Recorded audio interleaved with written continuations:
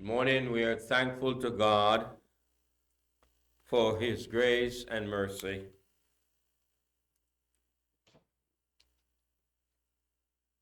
We are thankful that He has allowed us to be here, regardless of the struggles we face and how much time we have given to Him as a people. And I pray that the opportunity will always provides itself for ways we are able to engage God, whether it is in service, we're following His principles, whether it is in praise, whether it is in caring and sharing. Indeed, these things will continue to draw us closer to God. And I hope that we will embrace them when the opportunity arise. These opportunities can rise in ways where we question what we should do. And so when we see someone who is destitute and who is in need of help, and we are able to offer help, I pray that God will give you the heart that will guarantee your salvation. Time is a relentless force. It ticks away, indifferent to our plans, our desires, and even prayers for it to slow down. It governs every aspect of our existence, from the moment we take our first breath until the final beat of our heart. We race against it, fear it, and even try to control it, yet it remains a mystery just out of our grasp. But have you ever stopped to wonder, why does time exist? Why are we bound by its fleeting moments, while God, our Creator, exists beyond it? What does this divine gift of time mean for our lives, our purpose, and our eternity? The Bible paints a picture of time that is vastly different from our limited understanding. It describes a God who created time, not as a limitation, but as a canvas on which He unfolds His eternal purpose. Genesis chapter 1 shows Him commanding the first morning and evening into existence, framing the cycles that define our days.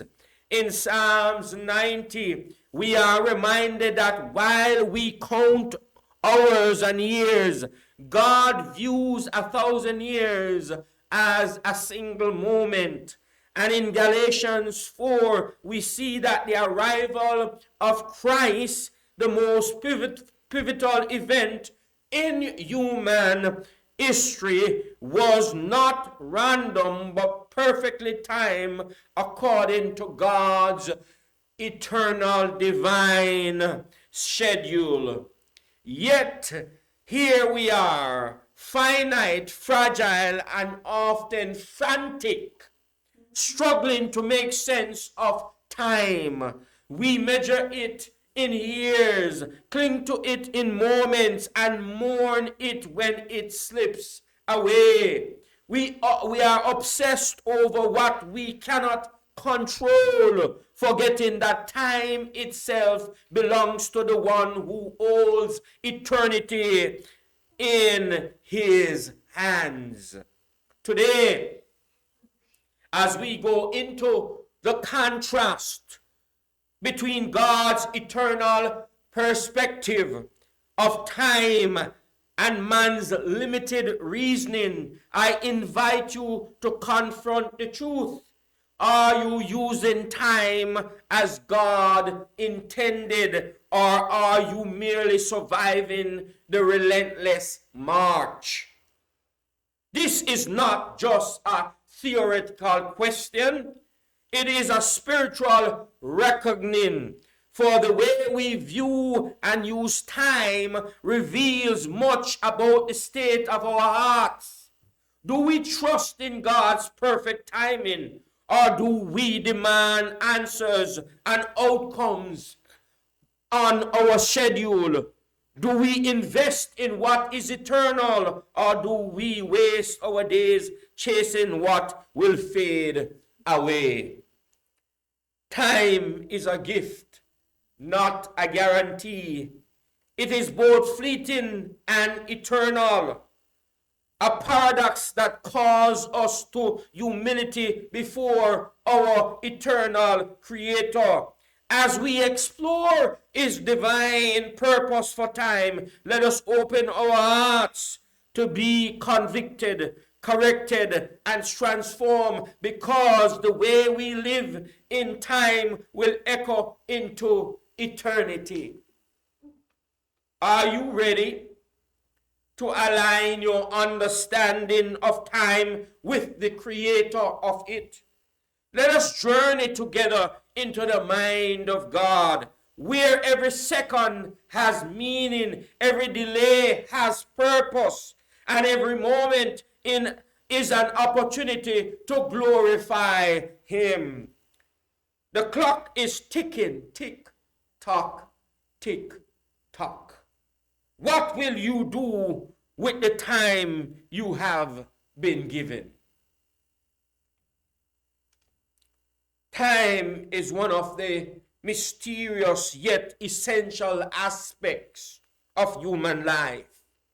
It governs our decisions, plans, and reflection. Yet, when compared to God's eternal and sovereign understanding of time, man's concept appears finite, linear, and often flawed. Today, we will explore the scriptural description of God's divine purpose of time, contrast it with man's reasoning of time, and uncover the application this contrast has for our faith and daily lives. And so my topic for this morning is God's purpose of time versus man's concept of time. God's purpose of time versus man's concept of time. First, I'm going to look on God's divine purpose of time.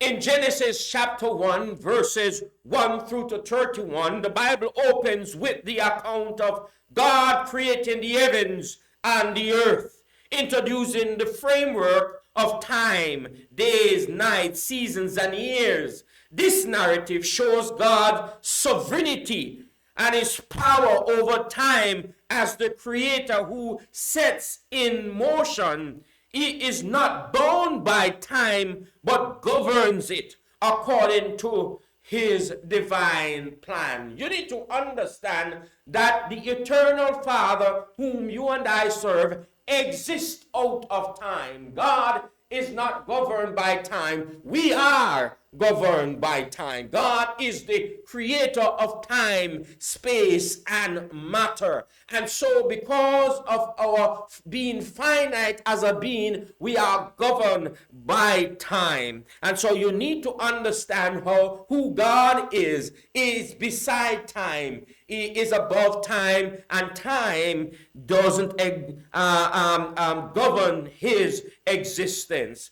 God is eternal in nature. In Psalms chapter 90, verses 2 through to 4 declares, before the mountains were born, or you brought forth the whole world, from everlasting to everlasting, you, O God. Similarly, in 2 Peter chapter 3 and verse 8, the Bible reminds us that with the Lord, a day is like 1,000 what? Year.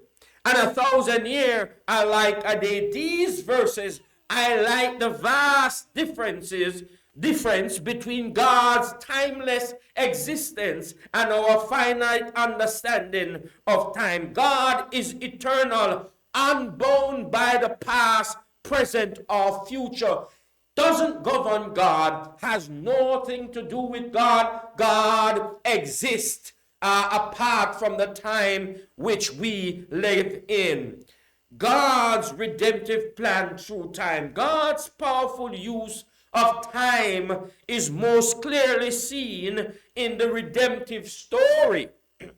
Events such as the incarnation in St. John chapter 1 verse 1 through to 14, the crucifixion in St. John 19:16 through to 18, and the resurrection in St. John chapter 20 verses 1 through to 10 are not random but precisely time-stepped in God's plan for humanity's salvation. Galatians chapter 4 and verse 4 states, but when the set time had fully come, God sent forth his what? His Son to redeem humanity. Understand God's divine purpose of time. And now we're going to be looking on man's finite reasoning of time. Man's finite reasoning of time. If we look on the linear perception, human view time as linear, past, present, and future. This is the scope and the concept of our ability, the past, the present, and the future. This perception, while useful, limits our understanding. Unlike God, who sees all moments at once, we can only live in one moment at a time, relying on memory and anticipation. So, by this condition, we should understand that we are inferior to the Supreme Being, because we live in memory and we live in one concept at a time. Relative to the relative nature of time, the second point I want to look at when it comes on to man's finite reasoning of time. Our perception of time is subjective. Our perception of time is subjective. It slows during suffering and accelerates during joy. This relativity often distorts our ability to appreciate God's timing in our lives, making us impatient or doubtful. So it is subjective. It is when something happens in our life, we get to appreciate time. Another man's finite reasoning of time is limited time horizon. Man's mortal existence confines us to a short-term focus.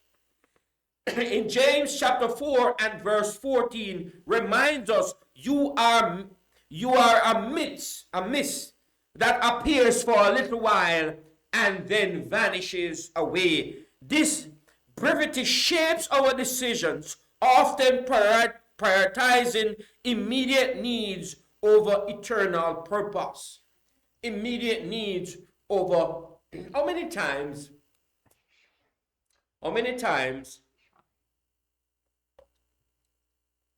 have you heard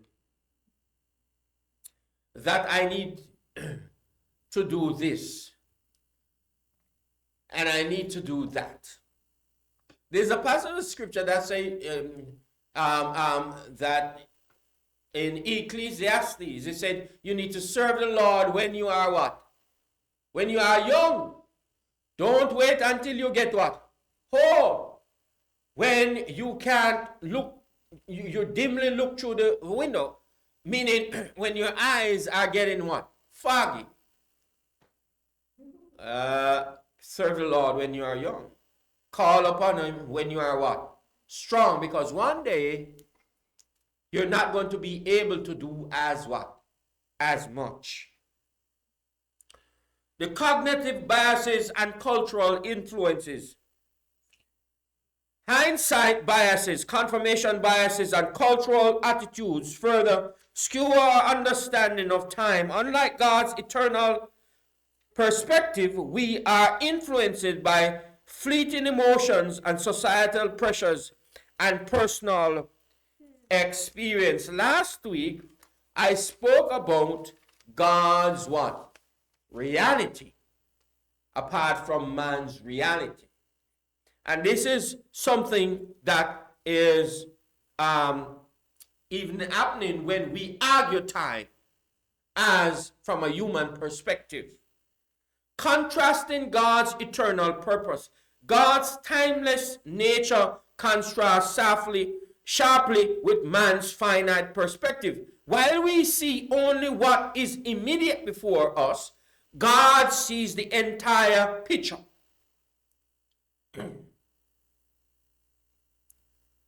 I'm going to give you an example what I'm saying. I don't want this to go over you. So, when God said to Abraham in Genesis chapter 12, verse 1 through to 3, through you all the nations of the earth shall be what? Blessed. This was what you call a plot line. All right? Abraham was living in Ur of the what? The Chaldees. God said to Abraham and his family, the Ur of the Chaldees was full of all kinds of idols. Get out of this place. And I'm going to give you a land flowing with what? Milk and honey. God also said to him, through you all the nations of the earth shall be what? Shall be blessed. He wasn't just talking about one race. He said, through you all nations. In Genesis chapter 12. This was the what? The plot line. This was the plan of God to bring salvation to the entire world. And so while we can't see in the future, God has the ability to see both past, present, and what? And future. And so how do you know this, Chris? Well, Galatians chapter 3 tells us that God, the gospel was preached to Abraham, that through him all the nation of the earth will be what? Will be blessed. And this was the plot line. This was God knowing what he wanted, knowing everything. And Abraham may have not known what God meant when he said, through you all the nations of the earth will be blessed. All the nations of the earth, all ethnicity, all colors. That's what he meant. Will be blessed. And that's God has that ability. So God has the ability to both see past, present, and future woven together for his glory. This understanding challenges us to trust his timing even when life feels uncertain or delayed. We have to trust his timing. As a Christian, have you ever got up one day, I know this has happened to me, and you just look on life and it just looks confusing? It feels confusing. Huh? Decisions to be made. And I'm like, God, but you just got to trust God. You got to depend on him. Trust him. Not my will, but thy will be done. He will work it out. He has that ability. In Isaiah 55 and verse 9 through to 8 reminds us, for my thoughts are not your thoughts, neither are your ways my ways, declares the Lord. Ask the heavens, as the heavens are higher than the earth, so are my ways higher than your ways, and my thoughts than your thoughts. And so we must understand that God operates apart from time. He is out of time, out of the space or the confinements of time. God controls over time, encourage us to trust his plan. Ezekiel chapter 3 and verse 11 assures that he has made everything beautiful in its time, and when we feel anxious about delays or outcomes, we can rest knowing that God's timing is perfect. God's timing is perfect.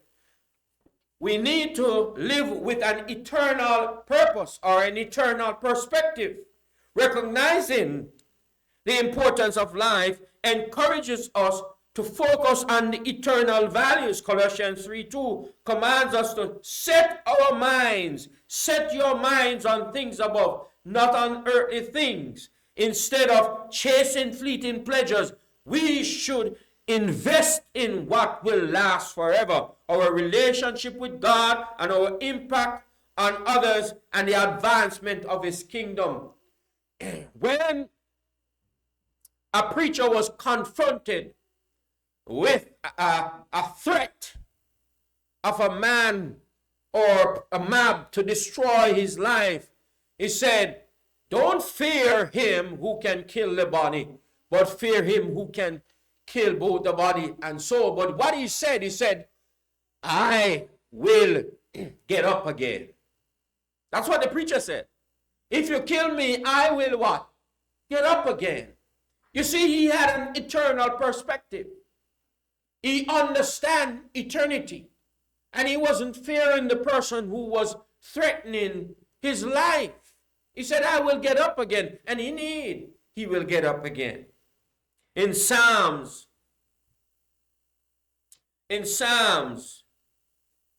instead of chasing fleeting pleasures, we should invest in what will last forever. Our relationship with God and our impact on others and the advancement of his kingdom. In Psalms 90 verse 12 urges us, teach us to number our days that we may gain a heart of wisdom. Each day is a gift and we are called to use it responsible, serving others, sharing the gospel, and growing in a Christ-like manner. Even when life feels chaotic,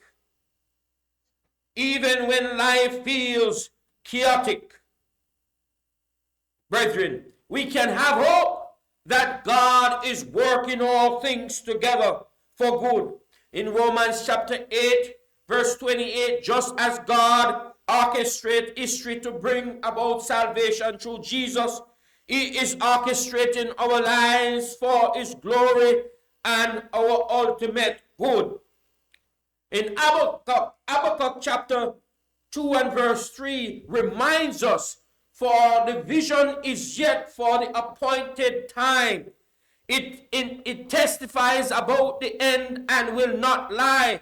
Though it delays, wait for it, since it will certainly come and not be late. Waiting on God's timing requires faith, but it also strengthens our character and deepens our trust in him. And as I come to a conclusion, church, God's divine purpose of time stands as a testimony to his power, wisdom, and love, while our finite understanding of time limits God's eternal perspective, offers hope and assurance. As we live our lives, may we align our hearts with his eternal purpose, trusting in his timing and using every moment for his glory. For his glory. Proverbs chapter 16 and verse 9 says, in their hearts humans plan their course, but the Lord establish their ways. We should submit our understanding of time to God, knowing that he holds all of eternity in his hands. Brethren and friends, we need to understand that God is not governed by time. He created time for his own will and for his own purpose. Understand that we are limited to what we have experienced, and that is the past, present, and the future memory that we have. For us to be able to live beyond this time, beyond this world, we must understand the timing of God. We must understand the purpose of God's timing, and that he created time so that you and I can be saved. If you are only living in time, space, and matter, according to what you were told or what you know, it is high time that you understand God's realistic ways, and that he has given us a canvas so that you and I can be saved. And Jesus Christ came at the set time, the perfect time, according to Galatians chapter 4 and verse 4, born of a woman, born under the law, to redeem us and to bring salvation to us, so that we, when we are changed, we will live forever with God in eternity. Why don't you come and give your life to Christ? It is high time. God has given you this time so that you can be saved to live with him forever, as we stand and we sing.